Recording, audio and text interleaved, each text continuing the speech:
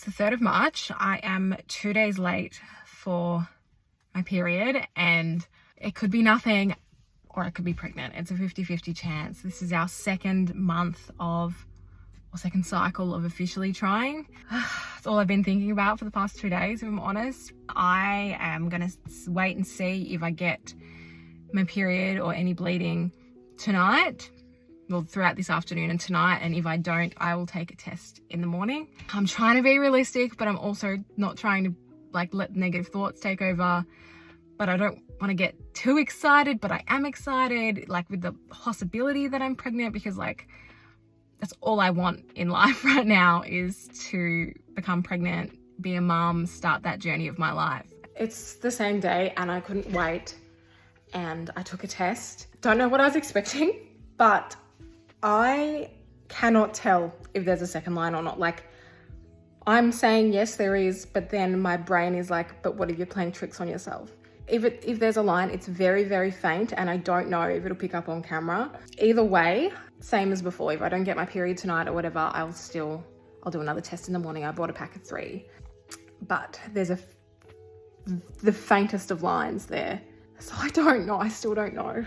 Oh my God, this is like, I am not religious, but I am praying that this is a positive and I'm pregnant, because that's all I want.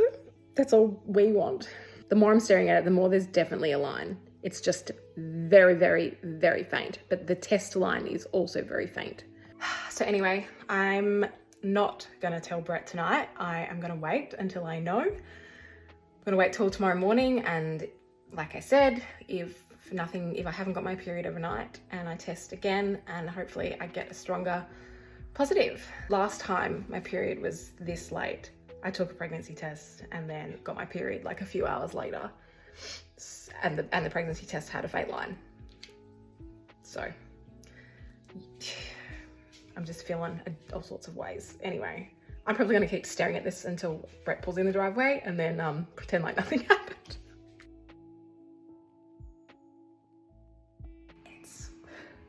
It's the next morning. No period. It's like 4 a.m. Brett's just out there. Hey guys.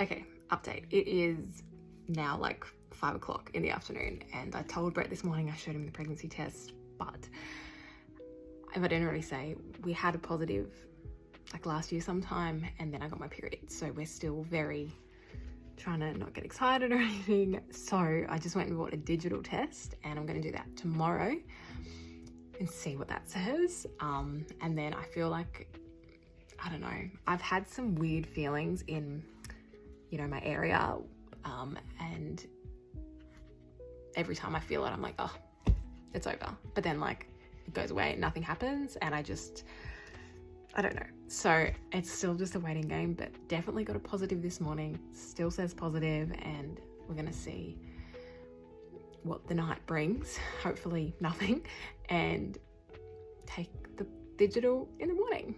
So still super, super hopeful, still praying, crossing all my fingers, crossing my toes, but we'll see how it goes. We'll see what happens.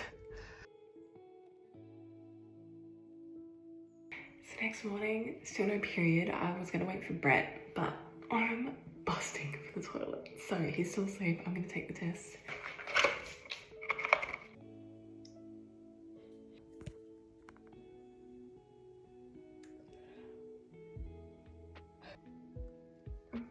It says pregnant, and it was so quick.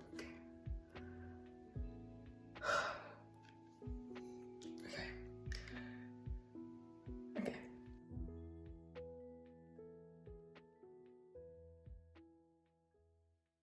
That last clip was filmed almost 2.5 months ago. It is the 13th of May today. Yeah, I'm pregnant. So I'm currently 13, 14-ish weeks. I kind of have 2 due dates, which I'll get into, but I just wanted to film this video now and put together the clips that I've filmed to kind of sum up the first trimester before I start a real second trimester vlog, I suppose. Let's just say I'm 14 weeks, so that means that I'm out of the first trimester, just started the second trimester, so I thought this would be the perfect time to do it. This video won't go live right now because we still haven't announced anything online. Those few clips that you saw were obviously me finding out that I was pregnant. After that, I did keep filming clips on my phone of like when I went to the doctors, scans, all of that kind of stuff. Unsure whether I'll insert it in this video or not, just see if it makes sense, but I just wanted to kind of run down how the first trimester was for me. I didn't vlog heaps or film clips on my phone heaps, and I'll get into why, but I just thought I'm just gonna film a quick little rundown of the first trimester. I don't want this to go on and on and on. I don't want it to be super long, so I'm gonna shut up and I'm gonna refer to my list and talk you guys through how it went. Did say in those clips obviously that it was our second cycle of officially trying, so that was super exciting. We'd been like not preventing it for quite some time, but then a lot of things happened in our life last year that either stopped us from trying or we like put it off and blah blah blah. But after the wedding, which was in December, we kind of decided that we would start officially trying and not stop trying.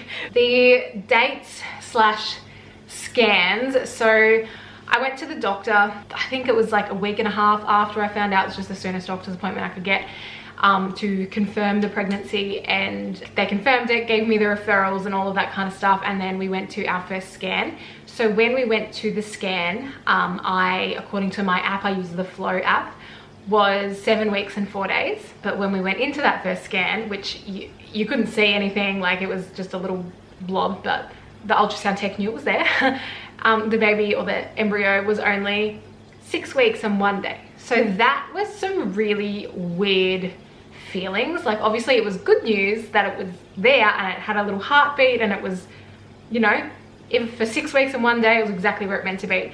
But going in there thinking I was like almost 2 weeks ahead of that was, it was just really hard for me to like get around, because in my head for some reason it felt like bad news even though it was good news, and it took like a day or two for me to like get over that and realize that it was good news. In that ultrasound though, because it was so like it was further behind than what we thought, she recommended that we have a second dating scan. So I went back to the doctor, got another referral and booked in a second dating scan.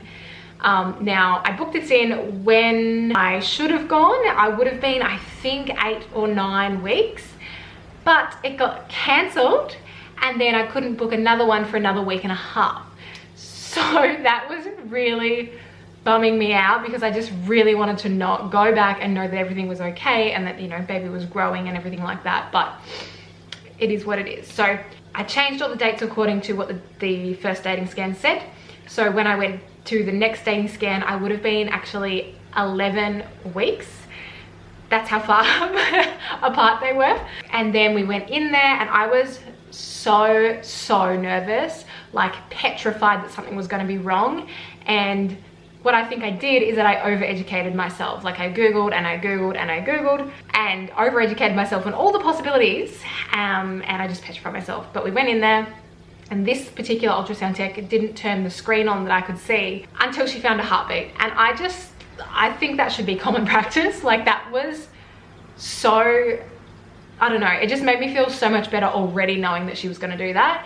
And then she found the heartbeat straight away and she turned the screen on and there was a legitimate little baby in there that I could see, and like it looked like a little baby, and I was measuring 11 weeks and 4 days. So that's why I've kind of got 2 due dates going on. They're about, yeah, like 4 or 5 days apart, the due dates. I'm personally going with the second dating scan due date simply because it's earlier and it's also my mum's birthday, but either way baby is due in November.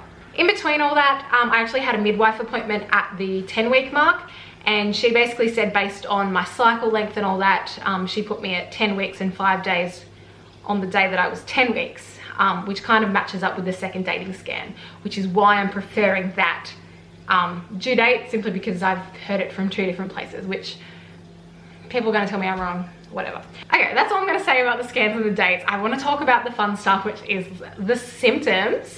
Love this. So when I found out, I was obviously pretty early on, and the first few weeks, month after I found out, my major symptoms were extreme fatigue, sore boobs, and then early on I had severe hunger. Like, I wanted to eat everything and anything in sight, and I just couldn't stop eating. So, and the fatigue and the sore boobs lasted throughout the whole first trimester and only eased up around the 11-week mark. Like, I still get fatigue days and I still get a little bit tired, and my boobs do get a little bit sore sometimes, but overall it's very manageable now, whereas before, like, I would get home from work and just go to bed because I just couldn't do it anymore. And then after that, so I can't remember the exact weeks that all of this started to kick in, but the not so fun stuff started to kick in. So I had some major food aversions, and they were all healthy things. So vegetables, couldn't eat it. Any kind of like meat substitute protein source, because I am plant-based, couldn't eat it.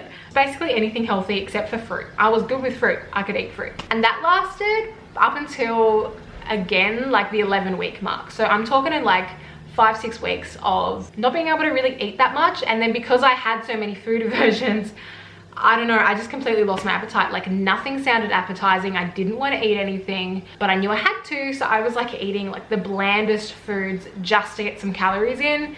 And I know that's extremely common, but it messes with your brain too, because you're like, I should be eating healthy and whatever for this baby, but you just can't. Like, I couldn't even physically force myself to eat a vegetable. I also had some smell aversions. I don't know what they're called, but just like really strong reactions to smells. In particular, Brett has these chicken wings like once a week as like a Friday night treat, I suppose.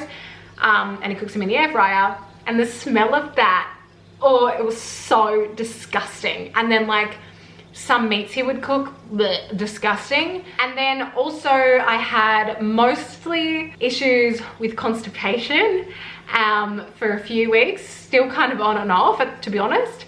And then there was a couple of days there where if I ate, like a week, if I ate greasy food within 30 minutes, I'm on the toilet. So that's kind of all of the symptoms I had. I didn't have any cravings. Like, there was things that I wanted. Like, every now and then I'd want like plain Smith's crinkle cut chips or lollies, those two things mainly. But it wasn't like a craving, like I had to have it right there and then. I just like wanted them. And also I didn't have any morning sickness and very, very minimal nausea. I only really felt nausea when the smell of the meat or I was hungry.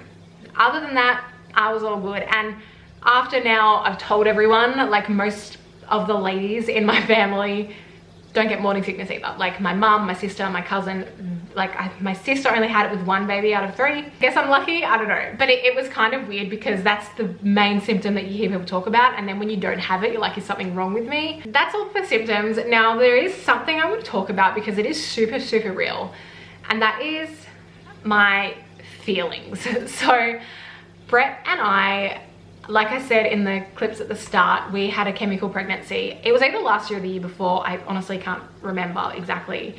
And even though it was like only a couple of hours between getting the positive and me getting my period, it still messed with our brains. And so this whole first trimester, we were so worried that something was going to go wrong, like that we were going to miscarry, essentially. I was terrified to go to the toilet, and just in case I saw something that I didn't want to see. I wouldn't even say bleed. I had some dark red brown discharge, like a very small amount of it before our first dating scan, but other than that I haven't had any bleeding, which I'm so thankful for because that would mess with my brain. Even though I know it can happen. I also had very minimal cramping, and it was only like weeks 5 and 6. So I'm very, very thankful I didn't have that either. But yeah, the whole first trimester was very difficult in the way that we didn't let ourselves get excited until probably once we got to 10 weeks, we let ourselves get a little bit excited. Brett is a stats man, so he looked up all the stats, and then which meant that every week that we got further along. It was like better looking chance, blah blah blah. And then that was it until we went to the second dating scan, and Brett actually couldn't come with me for a number of reasons, but I called him straight after, and while I was in there I like teared up a little bit once I saw the baby in there and like moving and everything. And I called Brett straight after and he cried as well, and we were just, so after that it was a lot easier to get excited because there was a little baby in there and I was almost 12 weeks. And yeah, but yeah, the whole first trimester was pretty difficult, just worrying about miscarrying the whole time. Also because we decided not to tell anyone, which I do stand by doing that, because we did it because we were so worried about miscarrying. I didn't want to tell someone and then have their emotions kind of weigh in as well. And even though I know everyone in our lives' intentions would never be bad, it's just something that I personally didn't want to deal with, Brett personally didn't want to deal with, like having someone else's emotions about your traumatic experience weighing on you. Just not something we wanted to do. It was just how we were feeling, and that's valid. So I just wanted to share it. So we told people at 12 weeks and have only told like our close family and friends, and then slowly as we've like been speaking to people or seen people, we've told them. But we haven't posted anything online yet, and we're not going to probably for another couple of weeks, just to keep it private. That's it. That's my first trimester in a nutshell. I know I didn't go into huge details with anything simply because I didn't want this video to be super long. So if you do want to know anything, leave a comment down below or go over to my Instagram and send me a message and I'll reply. I am going to stop filming this now, and I am going to, probably tomorrow, start filming our second trimester vlog. Thank you for watching. I hope you understand now why I kind of fell off the face of the earth. Well, you won't see this video for a little while yet, but when you do, I hope you enjoy it, and I'll see you in the next one.